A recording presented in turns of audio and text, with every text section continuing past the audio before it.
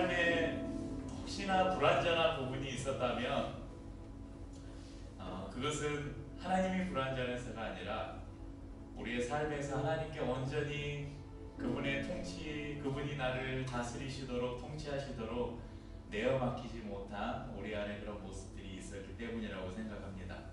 그래서 우리 다가오는 2020년 새해에는 오늘 방금 우리가 고백한 이 찬양의 가사처럼 주님 다시 한번 우리의 삶에 오셔서 온전히 우리를 통치해 주십시오.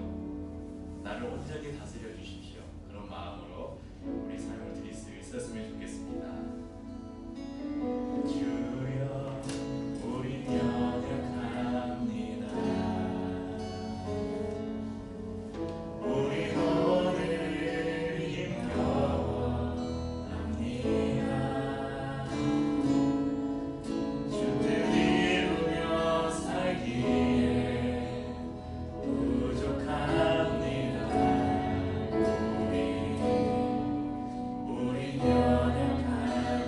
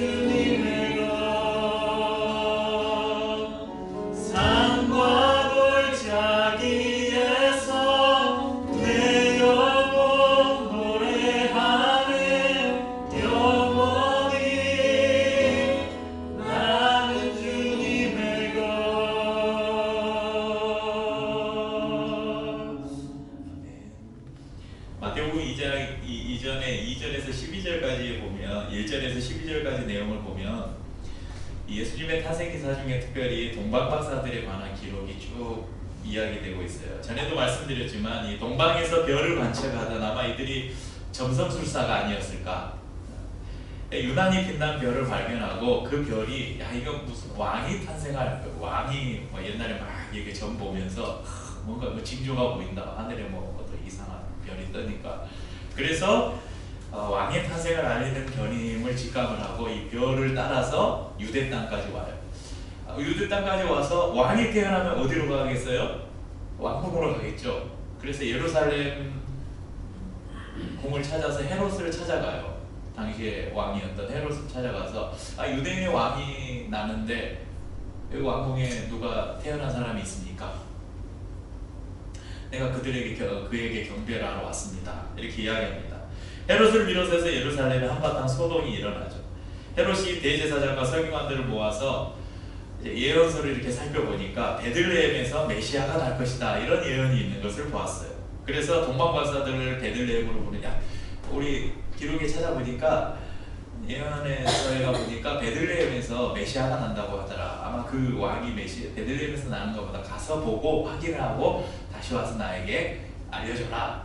그리고 동방박사들을 보내요. 동방박사들이 실제 가서 예수님의 탄생을 목격을 하고 그분께 경배를 하죠. 그런데 헤롯에게 다시 가지 않고 주의 사자가 나타나서 야 헤롯에게 가지 말고 곧장 너희 나라로 얼른 돌아가라. 그래서 곧장 돌아가게 되죠. 이제 예루살렘하고 베들레헴은 8km 정도밖에 떨어지지 않아요. 바로 옆 동네예요. 근데 이 동방박사들이 오지 않으니까 올 때가 됐는데 안 오니까 헤롯이 이 속았다. 그래가지고 헤롯이 그들이 떠나네. 오늘 본문이 그렇게 시작을 하잖아요. 그들이 떠난 후에 13절에 이런 상황들 이후에 이제 헤롯이 내 속았다. 그래서 이제 예수님이 그 박사들이 이야기한 그 때를 기점으로 해서 넉넉하게 잡아서 2년, 그러니까 2살 이하의 남자아이들을 다 죽여라. 베들레헴에 있는 이제 그런 명령을 내리게 되죠. 그래서 이제 주의 사자가 요셉에게 나타나서 이 헤롯이 너희를 찾아서 죽이려고 하니까 빨리 애국으로 피해라 이렇게 알려줘서 애국으로 내려가게 됩니다. 자, 헤롯의 입장에서 한번 생각해 보세요. 자신의 왕위를 지키기 위해서 이 헤롯은 자신의 세 아들을 죽였어요. 자신의 왕위에 위협이 될 것 같아서. 그런데 자신의 아들, 자신도 아니고 자신의 아들도 아니고 또 다른 유대의 왕이 태어난다. 자기의 왕권이 지금 위협받는 것이죠. 그래서 그 2살 미만의 아이들을 다 죽이라는 그런 명령. 베들레헴이 큰 도시가 아니었기 때문에 어떤 학자들은 베들레헴의 전체 인구를 한 1000명으로 봤을 때 한 2살 미만의 아이들이 한 20여 명 될 것이다. 그러니까 그래도 적지 않은 아이들이 목숨을 잃은 것이죠. 마태복음 2장 15절에 보면 헤롯이 죽기까지 거기 있었으니 이는 주께서 선지자를 통하여 말씀하신 바 애국으로 내 아들을 불렀다 함을 이루려 하심이라. 이렇게 기록하고 있습니다. 애국으로부터 내 아들을 불렀다 함을 이루려 하심이라. 이 말씀은 호세아 선지자가 예언했던 말씀인데요. 호세아서 11장 1절에 이스라엘이 어렸을 때에 내가 사랑하여 내 아들을 애국에서 불러냈거늘 이런 기록이 있습니다. 이스라엘이 애국으로 내려가서 포로 생활을 했잖아요. 그 포로 생활을 하다가 하나님께서 그들을 애국에서 불러내셔서 출애굽시키죠. 그렇듯이 메시아이신 예수님께서도 애국으로 내려갔지만 그를 다시 애국에서 불러내셔서 만민의 구주로 삼으실 것을 이 호세아 선지자를 통해서 미리 예언한 그 예언이 이루어졌다는 것입니다. 또 마태복음 2장 17절 18절에 보면 이에 선지자 예레미야를 통하여 말씀하신 바 라마에서 슬퍼하며 크게 통곡하는 소리가 들리니 라헬이 그 자식을 위하여 애곡하는 것이라. 그가 자식이 없으므로 위로받기를 거절하였도다 함이 이루어졌느니라. 라헬이 누굽니까? 누구의 아내예요? 야곱의 아내죠. 야곱은 12지파, 야곱의 아들들을 통해서 이스라엘 12지파가 탄생합니다. 그러니까 여기에서 나오는 라헬은 12지파의 어머니라는 상징을 가지고 있어요. 그런데 이 라헬의 묘지가 또 베들레헴 근처에가 있어요.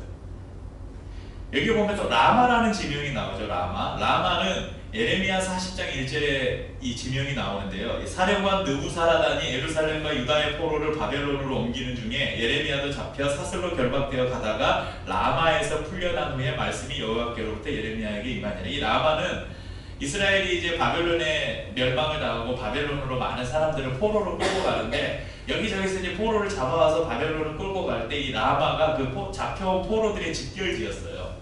그러니까 이 마태는 헤롯의 유아 학살로 슬퍼하는 이 유아들이 많이 죽었잖아요, 베들레헴에서. 그러니까 그 아이들의 어머니들이 얼마나 슬펐겠어요. 그래서 그 베들레헴에서 슬퍼하는 어머니들, 그 어머니들의 슬픔이 바벨론 포로 시대 때 수많은 사람들이 바벨론 자식들을 바벨론으로 포로로 보낸 그 어머니들을 라헬로 지금 표현한 거예요.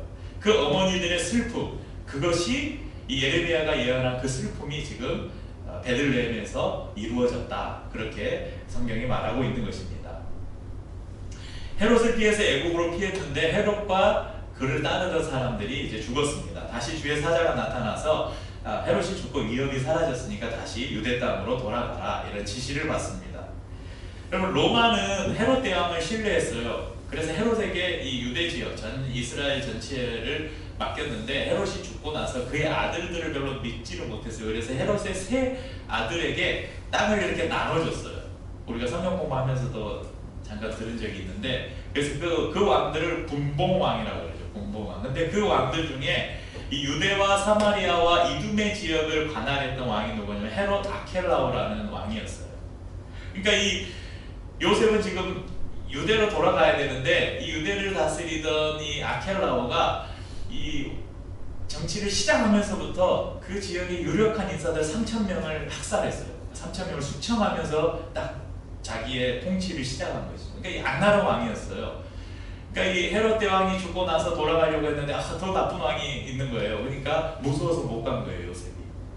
그래서 어디로 가냐면 이 헤롯 안디바가 다스리고 있던 갈릴리 지방을 다스리고 있는 헤롯 안디바라는 왕이 갈릴리 지역을 다스리고 있었는데 갈릴리 지역에 나사렛이라는 동네로 가게 됩니다. 그래서 마태복음 22장 23절에 보면 나사렛이라는 동네에 가서 사니 이는 선지자로 하신 말씀에 나사렛 사람이라 칭하리라 하심을 이루려 함이라. 이 구절에 대해서는 학자들의 의견이 좀 있는데, 이 나사렛이라는 지역이 그 싹 이 말이래요. 그래서 이사야 선지자에서 이새의 가지에서 새 싹이 나서 그런 말씀이 이루어졌다, 이렇게 해석하는 게 가장 좀 인정을 받는다고 합니다. 그런데 오늘 일단 성경을 기준으로 우리가 보자면요, 오늘 읽은 본문에 비슷한 세 번의 표현이 등장합니다. 15절에 보면요, 이렇게 있어요. 말씀하신 바 이루려 하십니다. 17절 18절에 보면 17절에서 말씀하신 바 18절 마지막에 이루어졌느니라. 23절에 보면 말씀에 이루려 함이라. 이 말씀을 보면서 인류의 모든 역사는 하나님이 말씀하시고 그것이 이루어지는 과정으로 흘러가는 것을 볼 수 있습니다. 헤롯 같은 악한 왕이나 거짓 선지자들이 하나님의 일을 방해하고 바꿔보려 애써 보아도 모두가 헛된 일이라는 걸 성경이 증명해 줍니다. 하나님의 뜻을 결코 어떤 상황에서도 어느 누구에 의해서도 꺾거나 바꿀 수 없다는 것을 우리에게 가르쳐 줍니다. 예수님께서 이 땅에 오신 과정이 그랬고 그분의 십자가 죽음과 부활도 그랬습니다.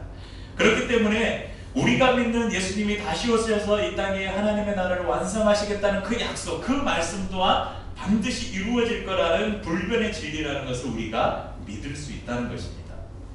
여러분, 우리가 성탄절 첫 번째 주일을 맞고 있습니다. 예수님의 탄생은 그토록 오랫동안 성경이 예언해왔던 예언의 성취였습니다. 말씀의 성취는 우리 또한 하나님의 말씀대로 살아가야 함을 우리에게 요구하고 있습니다. 예전에 무한도전이라는 그 예능 프로그램에서 해마다 그 고속도로 2년마다 한 번씩 고속도로 가요제를 했는데, 그때 그 소개되었던 노래가 하나 있었어요. 제가 이 설교를 제목을 말씀하신 대로 잡고 보니까 계속 이 노래가 생각이 나더라고요. 말하는 대로. 그래서 이 노래 때문에 그 누구죠? 유희열이 진행하는 그 예능 프로도 있어. 이렇게 토크하는 말하는 대로라는 그런 프로도 하나 생겼었는데, 이 가사 후렴구의 가사를 보면요, 이런 가사가 있어. 말하는 대로 될 수 있다는 걸 눈으로 본 순간 믿어보기로 했지. 마음 먹은 대로 생각한 대로 할 수 있다는 걸 알게 된 순간 고개를 끄덕였지. 나오고 있죠. 말하는 대로 될 수 있다는 걸 눈으로 본 순간 믿어보기로 했지. 맘 먹은 대로 생각한 대로 할 수 있다는 걸 알게 된 순간 고개 끄덕였지. 이런 노래예요. 그런데 여러분, 이 가사는 이제 유재석의 당시 그 20대 청년 시절의 그 이야기를 만든 건데, 격려와 용기가 필요한 젊은이들에게 저는 적지 않은 힘과 용기를 줄 이 노래가 좋다고 생각을 해요. 그런데 믿음의 문제는 여러분 이것과 다른 거예요. 믿음의 문제는 긍정의 힘이라는 그런 것과는 다른 거예요. 역사는 우리가 말하는 대로, 여러분이 말하는 대로, 여러분이 생각한 대로 이루어지지 않아요. 역사는 하나님이 말씀하신 대로, 하나님이 계획하신 대로 이루어지는 것입니다. 이것을 우리는 잊으면 안 돼요. 올 한 해도 우리 안에 소원을 두고 행하시는 하나님, 부족하고 연약하고 자주 넘어지고 여전히 죄악투성이인 죄인이지만 주님의 긍휼과 은혜를 우리가 여기까지 왔어요. 그러니까 우리가 말하는 대로, 우리가 생각하는 대로 이루어지지 않는데, 그러면 우리의 마음과 우리의 생각과 우리의 계획이 이루어지려면 어떻게 하면 되겠어요? 역사는 어떻게 이루어져 간다고요? 하나님이 말씀하신 대로, 그분이 계획하신 대로. 그러니까 우리가 생각하고 말하는 대로가 아니라 그분이 나에게 무엇이라고 말씀하시는지를 찾아가는 거예요. 그분이 나의 삶에 어떤 계획을 가지고 있는지를 찾아가는 거예요. 그러면 그대로 이루어진다는 것입니다. 다가올 2020년에 우리의 생각을 조금 더 내려놓고 주님의 말씀에 귀를 기울이면서 여러분에게 말씀하시는 하나님께서 여러분에게 어떤 일을 이루기를 원하시는지 그 말씀들을 찾아가면서 그 말씀하신 바를 이루어가는 한 해가 될 수 있기를 주님의 이름으로 축복합니다.